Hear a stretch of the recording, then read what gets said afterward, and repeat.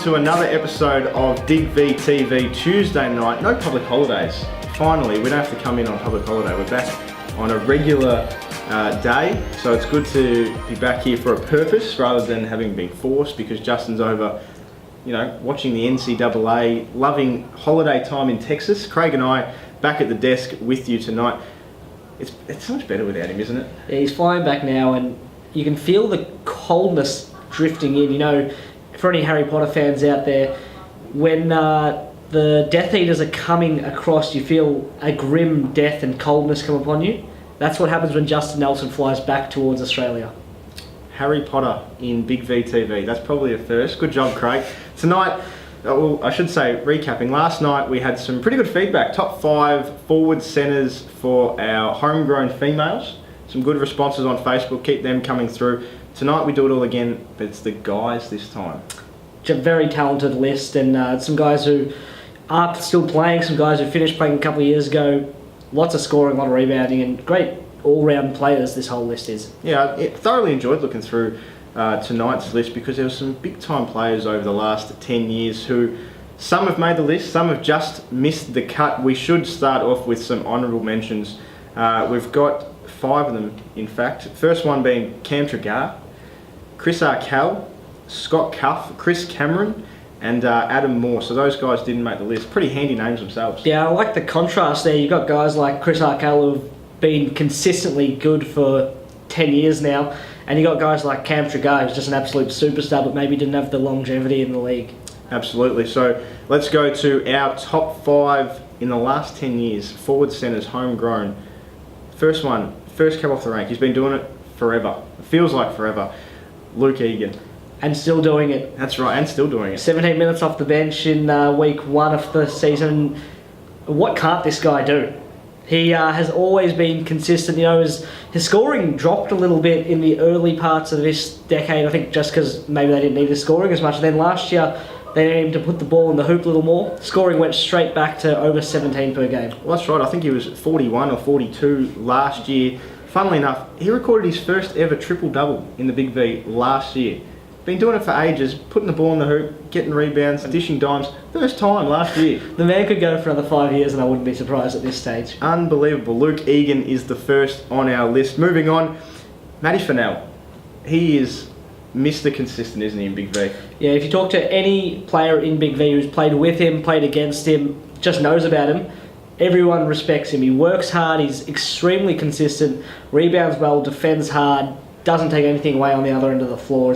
It's a great team player and all-round guy. Multiple clubs over the last 10 years, championship winner himself. Matt Fennell is our second player on tonight's list. Another guy who is a championship winner, started or was part of a potential dynasty down at Corio Bay. It's Marlow Hicks.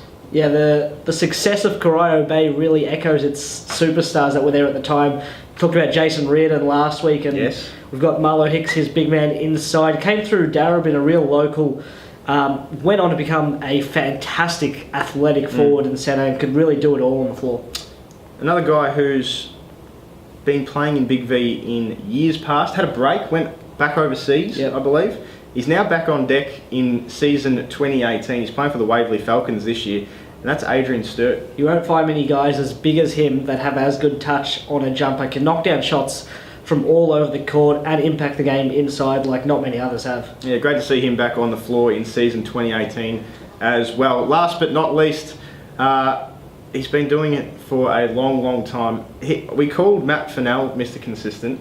Tell you what, this guy's pretty consistent himself as well. The Destroyer. You don't even need to say his name. He is the Destroyer. Ivan Platnick. And from 2008 to 2014, get this, did not average under 20 points per game. Even when he didn't average 20 points per game after that, it was over 18 per game. Well, it was brilliant. He was a Waverley Falcons stud before he has now spent the last couple of years over at McKinnon. You're right, you could go out there and expect 20 points, 12 rebounds, game in, game out. And my favourite thing about him is sometimes, and I admit this happened to me the first time I ever watched him years ago, and someone told me, go watch Ivan Platnick down at Waverley. And I turned up, and I looked at the court and I said, oh, which one's this guy?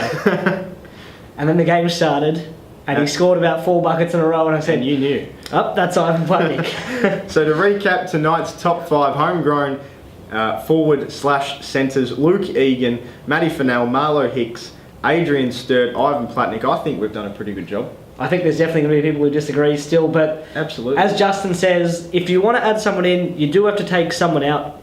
Happy to hear all suggestions though. Did we miss anyone? Do you agree? Do you disagree? Let us know in the comments. Yeah, that's right. Between you and I, we're pretty inclusive. We don't like taking people out. We just like adding. So I know it's a top 5, but certainly via the comments, it could become a top 25 pretty quickly. So that's it. Tomorrow night and Thursday night, it's pretty special. We've got Player and Coach of the Month of March. You and I will be back at the desk.